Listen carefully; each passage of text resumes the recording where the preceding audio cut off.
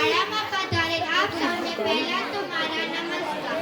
આજે હું તમારી સમક્ષ સરદાર વલ્લભભાઈ પટેલ વિશે બોલવા જઈ રહી છું। સરદાર વલ્લભભાઈ પટેલ જેને ભારતના લોખંડી પુરુષ તરીકે ઓળખવામાં આવે છે, તેમનો જન્મ 31 ઓક્ટોબર 1875 ના રોજ ગુજરાતના નડિયાદમાં થયો હતો। સરદાર વલ્લભભાઈ પટેલ વ્યવસાય વકીલ હતો, પરંતુ તેમના દેશ તેમના લોકો પ્રત્યે તેમની રાજકારણી અને સ્વતંત્રતા સેનાની બનાવ્યા।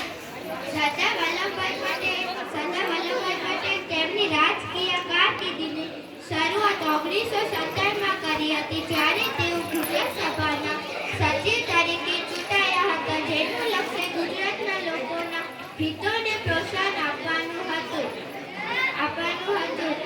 ભારતની સ્વતંત્રતા હાંસલ કરવા તેમની સાથે નજીક કામ કર્યું હતું।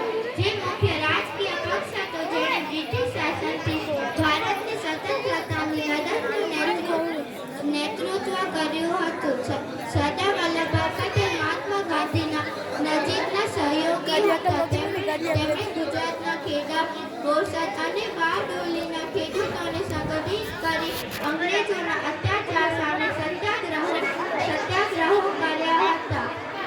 નર્મદા નદી પરના બંધ પર એમનું નામ સરદાર સરોવર બંધ આપવામાં આવ્યું છે। ઉપરાંત સ્ટેચ્યુ ઓફ યુનિટી ભારતની સ્વતંત્રતા ચળવળના નેતા વલ્લભભાઈ સાંપ્રિત ગુજરાત ભારતમાં આવેલું સ્મારક છે, જે વિશ્વની એકતાની ઊંચી પ્રતિમા છે। 1947માં ભારતને આઝાદી મળ્યા પછી સરદાર વલ્લભભાઈ પટેલ ભારતના પ્રથમ નાયબ વડાપ્રધાન તરીકે નિયુક્ત કરવામાં આવ્યા હતા। તેઓ રજવાડાઓને